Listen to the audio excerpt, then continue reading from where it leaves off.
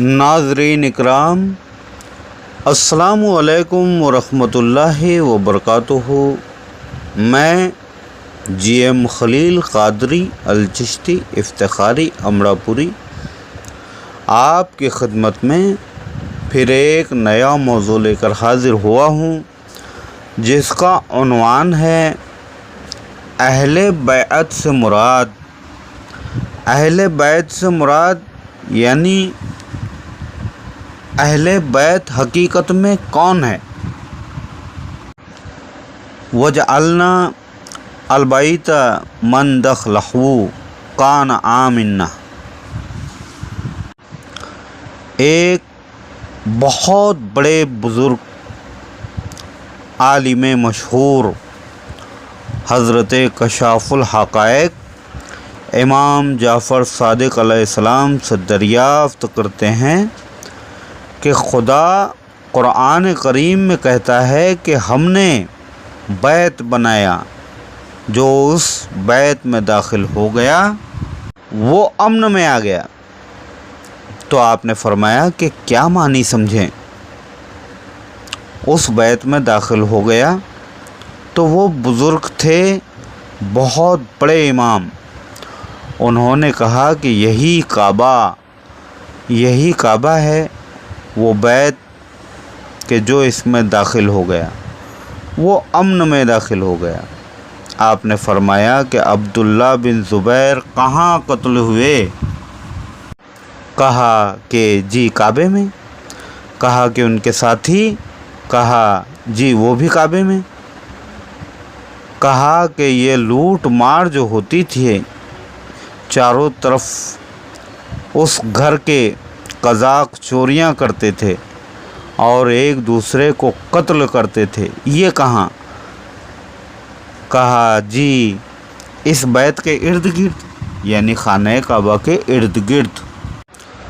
تو کہا پھر یہ تم نے کیا کہہ دیا جو اس گھر میں آ گیا، امن میں آ گیا؟ اس گھر میں اگر امن ہوتا تو حسین علیہ السلام کیوں چھوڑ کر جاتے؟ تو تم غلط سمجھے ہو۔ بیت کے معنی جو تم سمجھے ہو کہ یہ کعبہ ہے، تو اس میں بیٹھ کر شراب پی گئی، قرآن پر تیر مارے گئے، اس کو ڈھایا گیا، اس کے پردوں کو آگ لگائی گئی اور عبداللہ بن زبیر کو اس کے اندر قتل کیا گیا۔ خدا کہتا ہے کہ جو اس بیت کے اندر آ گیا امن میں رہے گا۔ تو بیت سے مراد تم اینٹ گارے کا بیت سمجھے۔ بیت کیا امن دے گا؟ یہ کیا بچائے گا؟ وہ آپ محتاج، گر گیا تو گر گیا، ابراہیم و اسماعیل نے بنایا تو بن گیا۔ پھر انہوں نے کہا کہ پھر کیا مراد ہے؟ تو آپ نے فرمایا بیت سے مراد بیت کعبہ نہیں، جیسے قریات سے مراد فقط قریہ نہیں۔ پوچھ لو قریہ والوں سے یعنی دیہات والوں سے، تو اس سے مراد گاؤں نہیں بلکہ گاؤں والے ہیں۔ اسی طرح بیت سے مراد گھر نہیں بلکہ گھر والے ہیں، یعنی اہل بیت۔ اس آیت سے مراد یہ ہے کہ جو میرے اہل بیت کے پاس آ جائے گا وہ امن میں رہے گا، قیامت میں اس کو کوئی خوف نہیں ہوگا، امن و امان کے ساتھ خدا کے دربار میں پیش ہوگا۔ امام حسین علیہ السلام کو بیعت کے لیے ولید بن عقبہ گورنر مدینہ نے بلایا اور کہا کہ آؤ یزید کا خط آیا ہے، آ کر سنو۔ مولا حسین علیہ السلام نے جوانان بنو ہاشم کو باہر दारुल अमारा पर छोड़ा। आपने दखुल बाब कहा। वहाँ से दरवाज़ा खोलने वाला दरबान पहुँचा, जंजीर खोली, दर खोला। आप अंदर दाखिल हुए। अंदर दाखिल होते ही दरबान ने दरवाज़ा बंद कर लिया, जंजीर लगाई और कुफ्ल लगा दिया। आप आगे बढ़े। जहाँ दरबारी बैठे थे वो खड़े हो गए, ताज़ीम बजा लाए, आपको कुर्सी पर बैठाया और एक ख़त दिया। वो ख़त जेब से निकालकर गवर्नर ने पेश किया। जब वो ख़त पढ़ा, क्योंकि सब पढ़ चुके थे, एक एक सतर पर सबकी नज़र थी। मौला इमाम हुसैन अलैहिस्सलाम ने जब आखिरी सतरों पर पहुँचे तो मुस्कुराने लगे। लोग हैरान हो गए कि आखिरी सतरों को पढ़कर मुस्कुरा रहे हैं। आखिरी सतरों में लिखा था, अगर ये बैअत कर लें हुसैन अलैहिस्सलाम तो फभा, और अगर ना करें तो इसका ख़त का जवाब नहीं, बल्कि मैं इमाम हुसैन का सर चाहता हूँ। जब वो सर का लफ्ज़ आया कि बैअत ना करें तो कत्ल कर दो, मौला इमाम हुसैन पढ़कर खुश होने लगे कि मैं तो उस बाप का बेटा हूँ जो मौत से खेला करता था।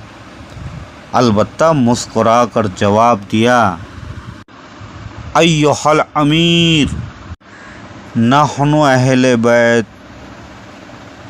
अल नबुव्वते, यानी ऐ गवर्नर, हम क्या हैं? हम अहले बैत नबूवत हैं। हम नबूवत के घर के अहल हैं, बैतुन नबूवत के, बैतुन नबी के नहीं।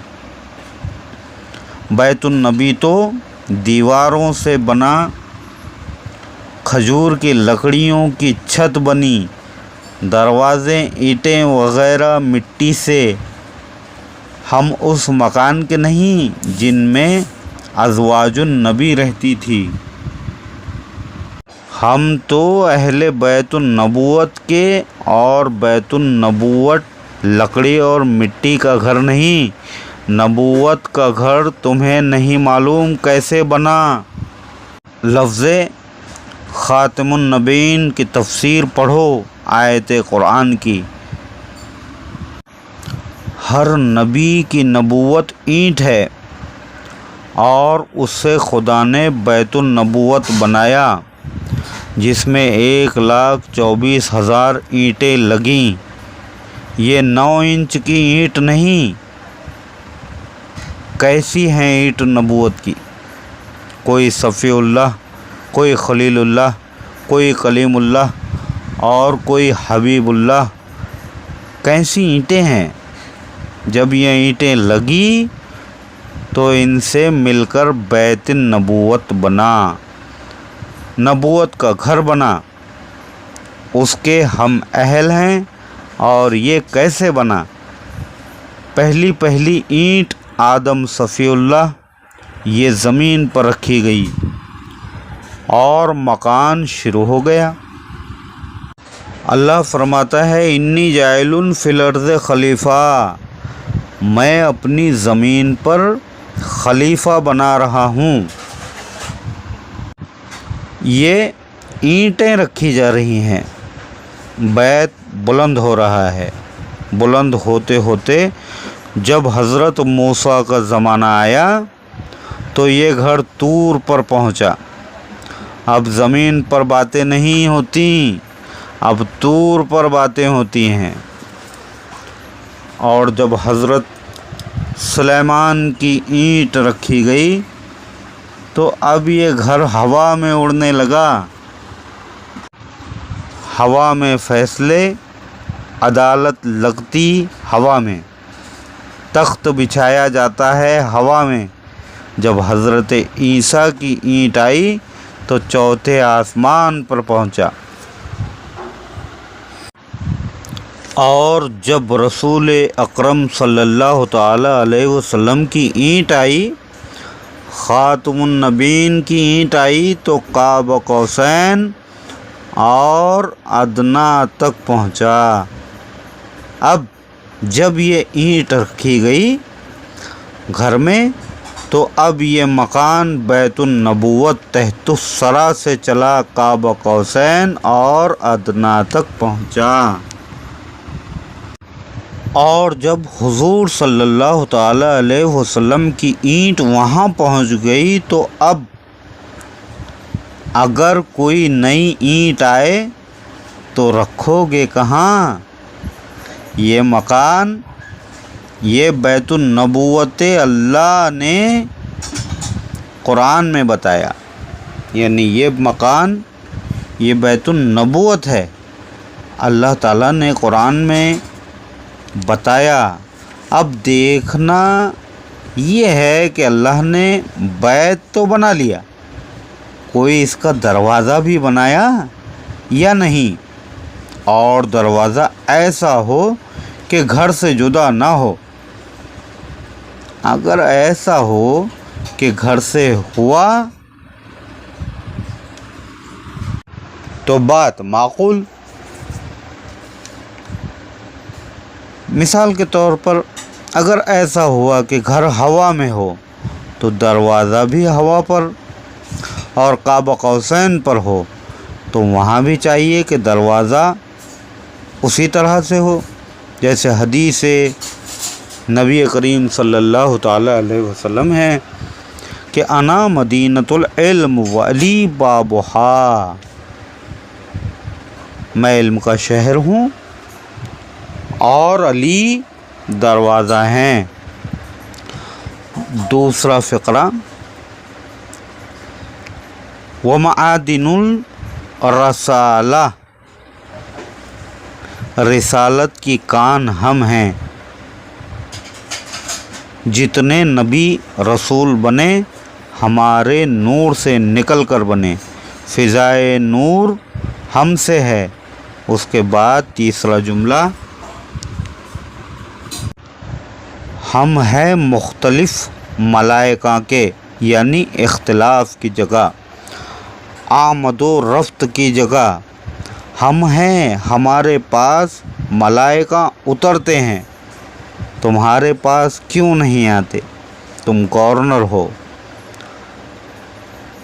ہمارے ہاں کوئی چکی پیسنے آتے نہیں، کوئی درزی بن کر آ رہا ہے، کوئی بہلا رہا ہے، یہ تو ہمارے گھر آتے جاتے ہیں۔ ہم سے اللہ نے دنیا کو شروع کیا، ہم سے شروع ہوئی کائنات، وبنا ختم اللہ، اور ہم پر ختم ہوگی، یعنی اول بھی ہم اور آخر بھی ہم۔ ایک حدیث شریف ہے جس کا ترجمہ اس طرح ہے کہ حضور کریم صلی اللہ تعالیٰ علیہ وسلم فرماتے ہیں کہ میرے اہل بیت کی مثل ایسی ہے جیسے نوح کی کشتی، جو اس پر سوار ہوا نجات پا گیا اور جس نے چھوڑ دیا غرق ہو گیا۔ حضور نے فرمایا میرے اہل بیت کی مثل کیا ہے؟ کشتی نوح۔ عام کشتی کی طرف اشارہ نہیں کیا بلکہ قرآن کی طرف توجہ دلائی ہے۔ نوح کی کشتی کی طرف مثال کیوں دی؟ یہ ایک رمز ہے، ایک راز ہے جو کھلے گا۔ چند آیتیں قرآن کی پیش کرتے ہیں۔ 12واں پارہ سورہ ہود آیت نمبر 37، اے نوح، کشتی ہمارے سامنے ہماری وحی سے بناؤ، یعنی ہماری وحی سے، اپنی رائے سے نہیں، ہماری وحی سے۔ اگرچہ تم نبی ہو لیکن تم اپنی رائے سے نہیں بنا سکتے، ہماری وحی ہوتی جائے تم تختے جوڑتے جاؤ، نجات کی کشتی بنتی جائے گی۔ قرآن کی آیت نے ہمیں بتا دیا کہ کشتی نجات، جو کشتی نجات ہے یہ وحی سے بنتی ہے۔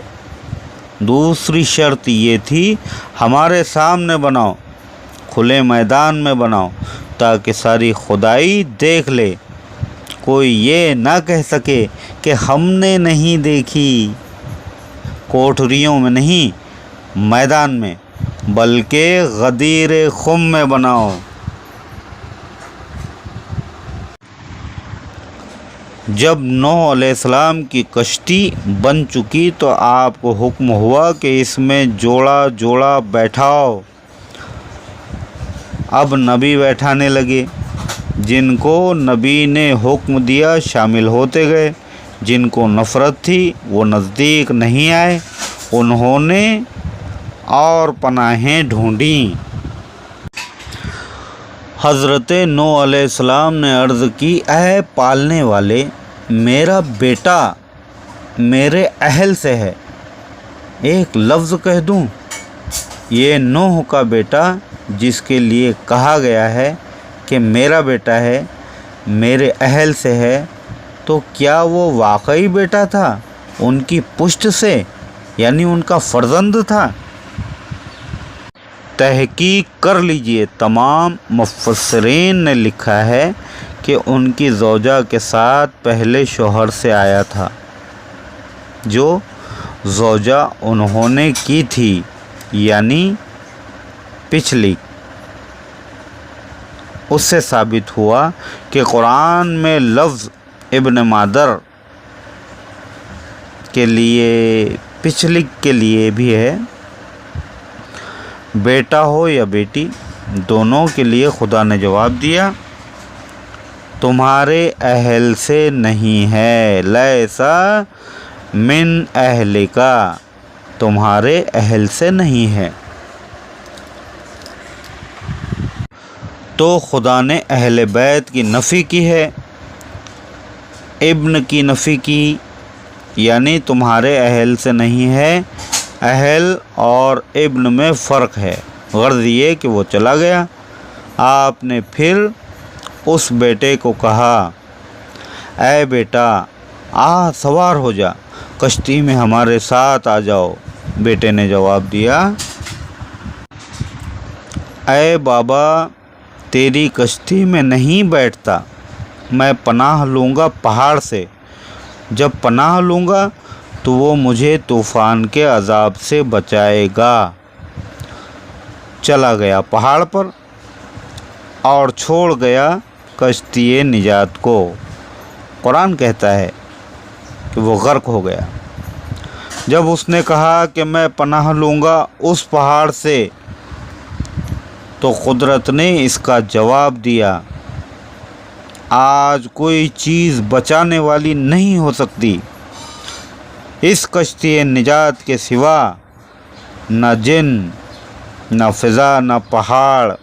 ایک اعلان عام تھا قدرت کا۔ پھر معنی کیا نکلے؟